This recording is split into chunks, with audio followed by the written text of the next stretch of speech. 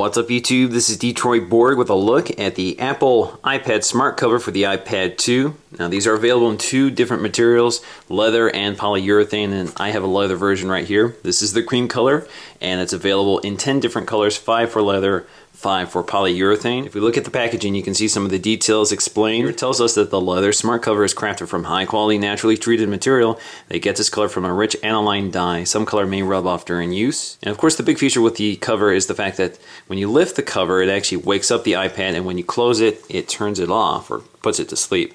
And here it tells us about the magnetic hinge, which automatically aligns to the iPad. And we have two viewing positions, the typing position and the upright position. Down here we have that astronomical price. It is $70 for the leather version and $40 for the polyurethane version. All right, to open this, I think all we do is peel back this tab. And all you do is you push it through, opens the lid. Okay, as a diagram on how to install it, just pull away the plastic cover, and the iPad cover should slide right out. Now here we're looking at the inside of the cover, which is a very soft microfiber material. Again, they advertise this as being able to clean the iPad itself. I'm not sure it will do that unless you're sliding it back and forth. But it's a very nice soft material, feels very nice. It actually feels a lot like the original iPad case. Now in the front you have this nice shiny soft leather material. You can see the grain texture to it, looks pretty good. So if you look very closely at the hinge, you can see it's a two-piece design.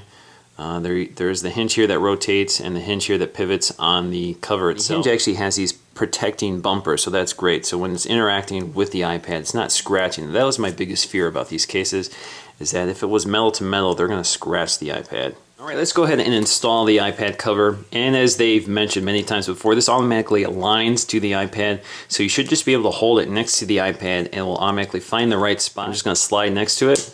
Automatically finds the right position. Close it.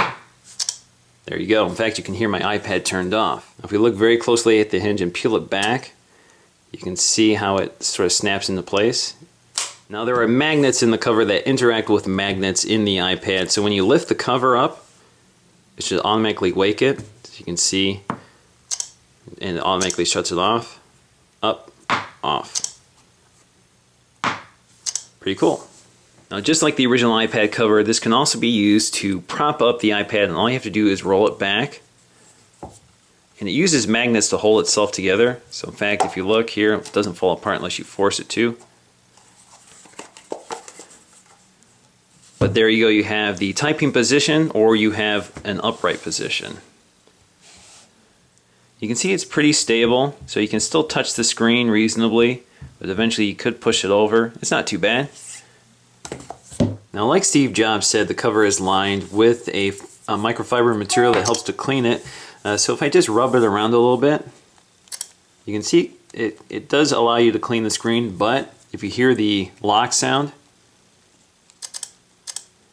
you can see as the cover moves around, it turns it on and off. So that's something to keep in mind. Now the one advantage to having just a cover on the iPad is the fact that things like the Apple dock will still work. Now this isn't the iPad 2 dock, this is actually the iPad 1 dock, but it still works. And it's going to hold me over until they finally start shipping the iPad 2 docks to customers. Now you can see it does a very good job protecting the front of the iPad, but does nothing to protect the side or back, which is a big issue for me. It's a very neat design, but ultimately I'm more concerned about the iPad being protected, so I'm probably going to buy another case eventually once good ones become available. Ultimately, the smart cover is a very clever design, has some very neat features. Unfortunately, it's very expensive and doesn't provide the protection I'm looking for.